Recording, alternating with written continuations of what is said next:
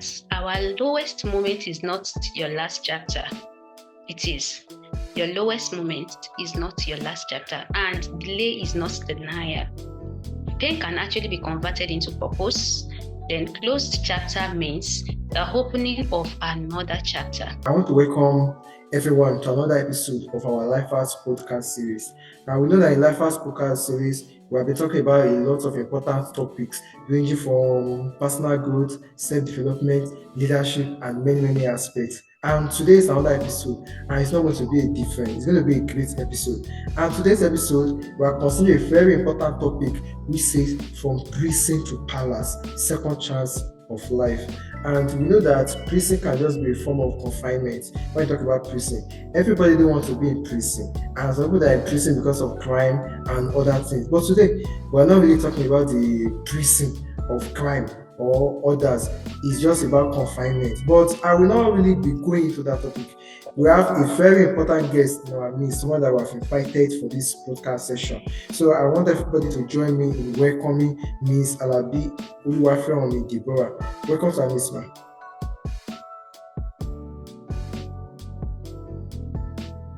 So she'll be taking us through today's... Thank you very much, sir. Good afternoon, everyone. Thank you, welcome. So she'll be taking us through today's event, and she has a lot of powerful things in store for us. So over to you, man. Let me not take your space. I think I will come in with my question as the podcast goes on. Thank you. I'm Deborah, and I'm excited to be here this afternoon. So today we are considering a very powerful topic titled From Prison to Purpose, the Second Chance of Life. When you hear the word prison, what comes to mind first? I know everybody definitely has something that comes to mind. It means that a place with a confined kind of system where there are iron bars, where there are chains, where restrictions are being made and everything, and where people who are there are actually being sent there due to a sentence from a judge. But today we are considering it not just in the physical aspect, but we are looking at it in the emotional, physical, psychological, and in every other aspect. Be a place of confinement, truly, a place that restricts you from moving forward beyond where you want to go. But the same way it is also a place where purpose are being bettered. It is a place where destinies are being shaped. It shapes life beyond whatever brought the person there, because it is a place where you have a reflection on yourself and then you come out stronger.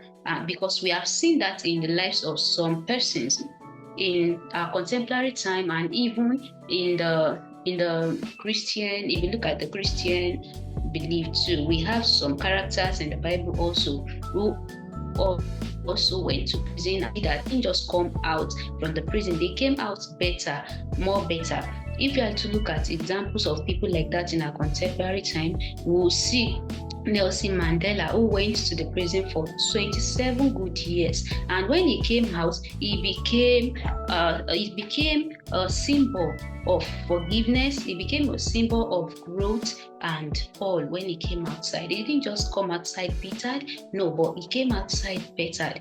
And also we don't have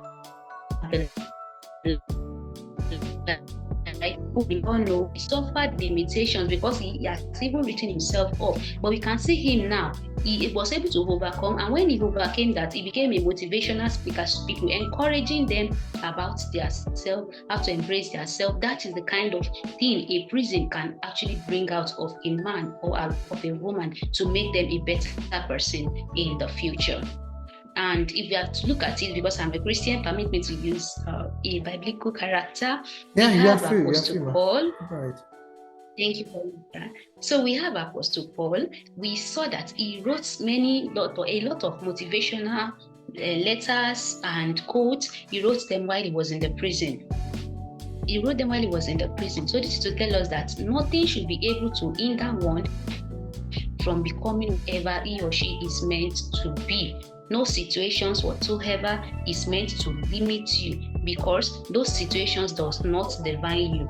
They are just a stepping stone to whatever God has already planned ahead for an individual. And if we look at it, we see that many people today are in the prison and they refuse to come out. It is not because some doesn't want to come out, but because there are some limiting factors that are limiting them from coming out. And if we look at those limiting factors, we can see some may be in the prison of the past. What has happened to them in the past, they refuse to forgive themselves and to move forward. Some also, they are in the prison of what will people say about me. What will people say? They cared for humans' opinion rather than what they themselves are supposed to become in life.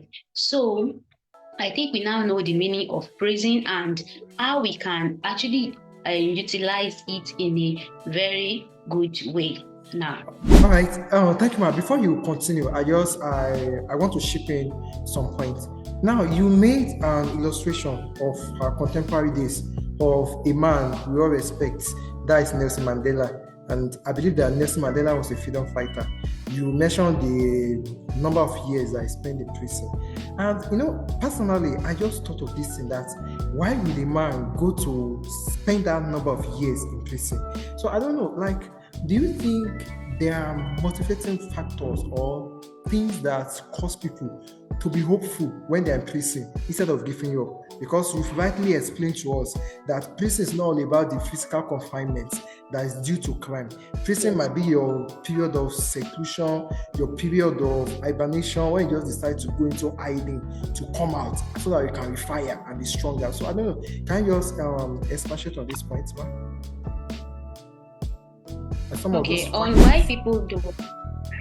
Like the factors that motivate people instead of them to stay limited in their prison, but rather they bring up great ideas from their prison periods. Remember, we're not talking about the physical prison now. We're talking about probably the time you take for yourself to hibernate, to go into hiding, not hiding per se, but time of self-reflection. So that is what I'm trying to bring out, man. Thank you, man. Question. Immediately one is able to actually realize his or herself in the situation that he has found herself and then proceed to forgive him or herself, his or herself, then they have a renewed mindset. Because anything we want to do in this life, if there is no renewed mindset, then we are going nowhere. So our mindset must be renewed that I'm not just coming out of here, but I'm coming out of here better. And when whatever has taken us there, it will motivate us to be able to actually do better and to take the bold step of achieving that which you want to achieve. And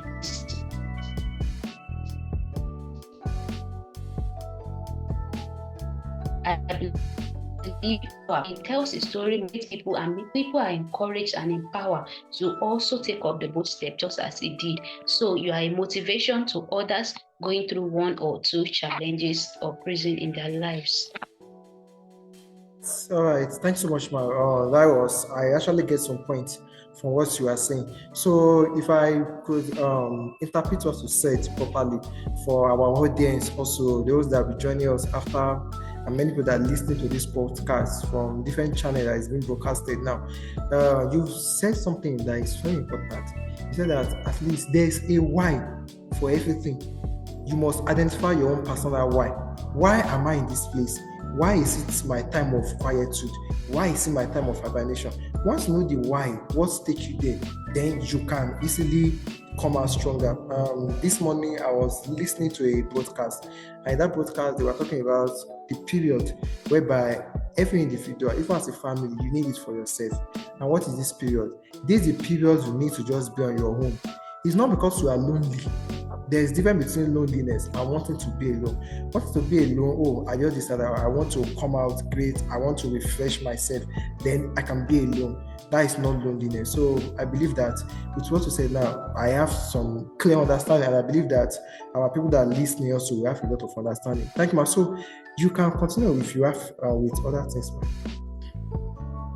I believe that with time, if I have any other question that I want us, I will just chip it in.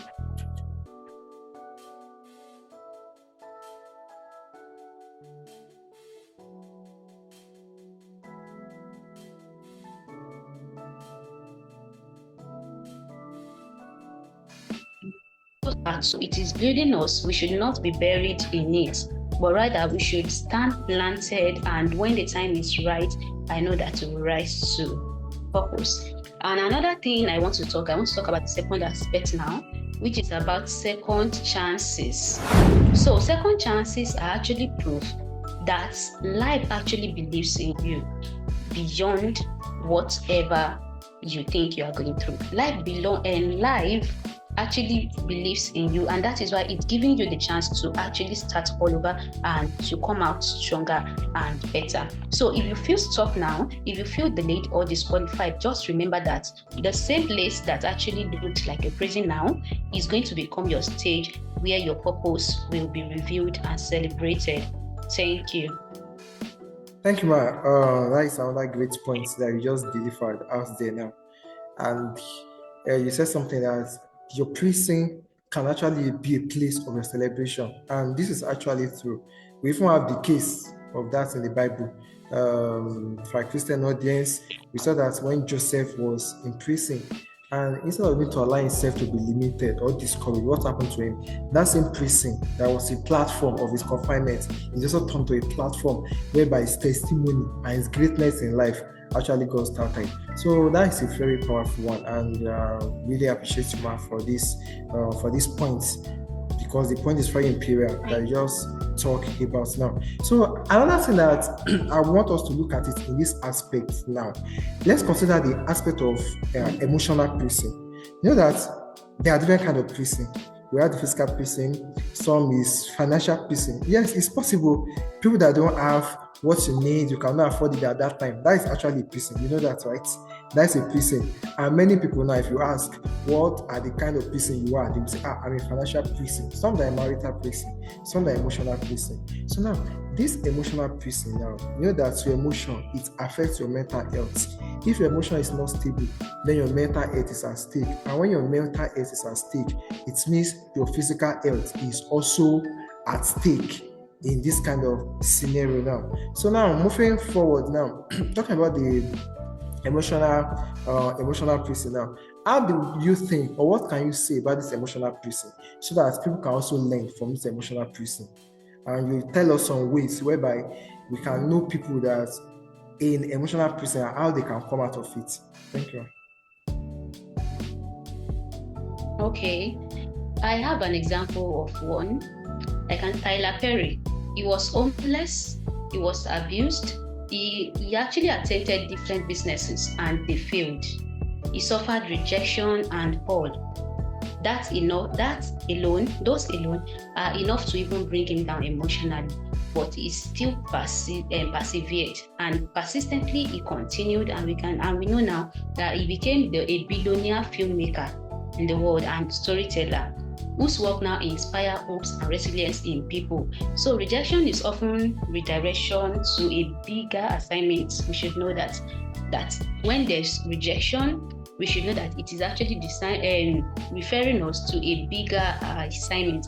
And in the time of emotional prison, we should always note that there is nothing too good that cannot be lost. Yeah, we learn to give up. Yes, learn to I don't put this enough, but we should learn how to let go. Yes, learn how to let go. Whatever that is affecting your emotional health, emotional freedom, then it is worth living. Just as you have said earlier, that if our emotional health is not stable, then our mental health is not stable. So if anything should affect you emotionally, you should learn to let go. Else you'll be bound to that situation and there won't be a way out if care is not taken. So learn to let go, forgive yourself, and move forward and higher. That is just the way forward. Thank you, Ma. Thank you for that. I think I got a lot of points, and I believe that even my audience said they agree with me that there are a lot of powerful things from what you've said. This our emotion is so strong that we must be careful. And you said something that rejection might be a form of redirection. Rejection might be a form of redirection. That is actually true. You know that many people today, they have this one problem that's affecting them. What is that problem? they get so much attached to things. And when they become so attached to things, that can be a form of prison, a form of confinement, and it affects their reasoning faculty. And once that is affecting you now, there's actually a big problem out there. So during that time of your emotional downturn, when you know that emotionally you are not stable, it's just a period for you to just redirect yourself. Find out what is that thing that is making you to be emotionally unstable. What is that thing that is making you to be locked up emotionally? You are locked up in a prison of your heart, and we must identify all these things. And another part of this emotional aspect that I like to put in this our conversation is the aspect of what would I call it now? I'm trying to get the perfect word for it. Yeah, probably a time of disappointment. You know that disappointment is something that is very terrible to some people, and it can also be a blessing to many people. They used to say words like, they're always blessing in disappointment. Well, that may be hard words to believe, actually, but it's true. There are some cases whereby what's happened to be a disappointment, it can be a stepping stone to greater achievement in life. It can be a stepping stone to greater vision in life, and from there you can get something bigger, something huge from what you thought you were disappointed. Because we have some cases in the Bible, and a lot of cases in the Bible. Even this our world today now, we have a lot of cases. We are seeing a lot of kids in school. They say, "Oh, this kid is not good again," and before you know, they're like, "Oh, let's just deal with him," and from there they actually work on themselves, and they came out of their prison of not know anything, of illiteracy, and they became something great in life. So that is actually a good one. If time of rejection might be a time of redirection, so let's learn that. So I don't know, Ma, do you have any other thing, probably other thing I want to say before we round up this section? Because this is a very short section. We don't have that time for us to just talk about everything today. Okay. I want us to note that our lowest moment is not your last chapter. It is. Your lowest moment is not your last chapter, and delay is not denial. Pain can actually be converted into purpose. Then closed chapter means the opening of another chapter. So when a chapter is closed, doesn't mean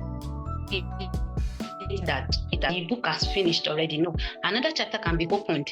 So when a chapter is closed, another will be opened. In conclusion, again, just to know that prison is not permanent. Yeah, whatever prison you are going through now, emotionally, psychologically, mentally, financially, physically, they are not permanent. And your mistakes are not your identity. No, they don't define you. You are you. Your mistakes are not you. You are two different personalities. And your past is not powerful enough to cancel your future. No, it's not. Except you allow it. But when you learn from your prison, you learn from it, you've acknowledged it, learned from it, then make the best use of it. You know that your prison, actually, it is not your final destination. It is not your final destination. And you actually give heed to everything that we have been saying before. It will be reviewed, and then it will be a celebration where